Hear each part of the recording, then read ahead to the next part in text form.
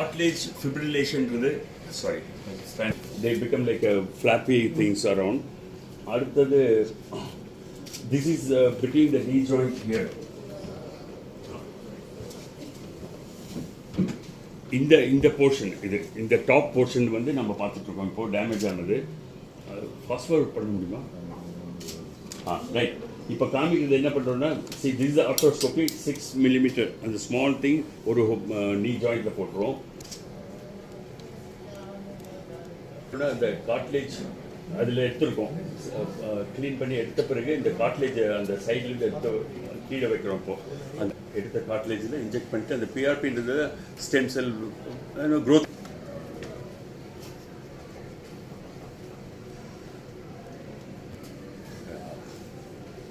Then it will start growing back because of the PRP and stem. I'm orthopedic surgeon in NGM hospital. Malarla, we are working here. This thing is about Mr. Vinesh, who is now 56 years old. இவருக்கு வந்து ஒரு 5 years back damage ஆயிருந்தது நீ ஜாயிண்ட்ல. இந்த cartilage அந்த arthritis சொல்லிட்டு அவங்களுக்கு knee replacement பண்ணணும் 2-3 சொல்லியிருந்தாங்க. But we wanted to try this cartilage transplant பண்ணலாம்னு பார்த்தோம். அதுக்கு இந்த ஸ்மூத் போர்ஷன் இந்த காட்லேஜ் இங்க டேமேஜ் ஆயிருந்தது, அவங்களுக்கு வலி இருந்தது, ஆர்த்ரைட்டிஸ். அதுக்கு நாங்க என்ன பண்ணோம்னா, இங்க இருந்து இந்த போர்ஷன்ல இருந்து காட்லேஜ் எடுத்து அந்த வெளியே வந்து ப்ரிப்பேர் பண்ணி அந்த ஸ்டெம் செல் அந்த க்ரோத் ஃபேக்டரை இன்க்ரீஸ் பண்ணி விட்டு அந்த இங்கே டேமேஜ் வந்து அந்த இடத்துல போட்டு விட்டோம். ஸோ ஆட்டோ டிரான்ஸ்பிளான்ட் அப்படின்னா இங்க அவங்களுடைய ஓன் இதை எடுத்துட்டு திரும்பி அங்க போடுறோம். போட்டுட்டு அதை ஸ்டிக் பண்றதுக்கு ஃபைப்ரினோஜன் வந்து அது ஒரு இது மெட்டீரியல் ஃப்ரம் த பிளட் வரும், அது தட் ஸ்டிக்ஸ் த ப்ளேஸ். அதுக்கப்புறம் அது வந்து இட்ஸ் ஸ்மால் சர்ஜரி ஹோல்ல பண்றோம் ஆர்த்ரோஸ்கோபின்ட்டு. அதனால 2 ஹோல்ல அதை போட்ட பிறகு அவங்க ஏபிள் டு ஸ்டிச் பண்ணோம்னா they can walk the same day. அந்த மாதிரி ப்ரொசீஜர், டே கேர் ப்ரொசீஜர்.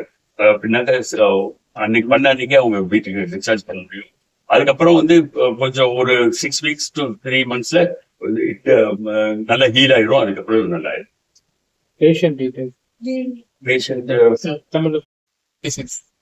அதாவது ஒரு 5 years அந்த பெயின் இருந்ததுனால ட்ரீட்மெண்ட் வேற ஹாஸ்பிட்டல்ல பார்த்தது வந்து ஆஃப்டர் டேக்கிங் பெயின் மேனேஜ்மெண்ட் கண்டிப்பா வந்து ஜாயிண்ட் ட்ரீட்மெண்ட் பண்ணித்தான் சொல்லிட்டாங்க. பட் என்னுடைய நிலைமை அந்த நேரத்தில் பண்ண முடியாம இருந்ததுனால மேனேஜ் பண்ணிட்டு திருப்பி என்னுடைய ஃப்ரெண்டு சொன்னால இங்க ஹாஸ்பிட்டல் வந்திருக்கும் போது இவரு இந்த ஸ்டெம்செல் டெக்னாலஜின்னு சொல்லியிருந்தாரு. பட் அந்த ஸ்டெம்செல் டெக்னாலஜி அவர் எக்ஸ்பிளைன் பண்ணாரு.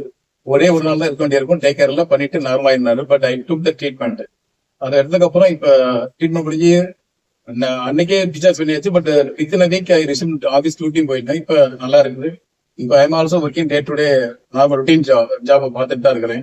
ஆனா இங்க என்ன மெயின்னா ஃப்ரீக்வெண்டா ஒரு 6 months ஒரு 2-3 months ஒன்ஸ் டாக்டர்கிட்ட கேட்டு எனக்கு ஃபாலோ பண்ணிட்டு இருக்காங்க எப்படி இருக்கு என்ன இருக்குன்னு.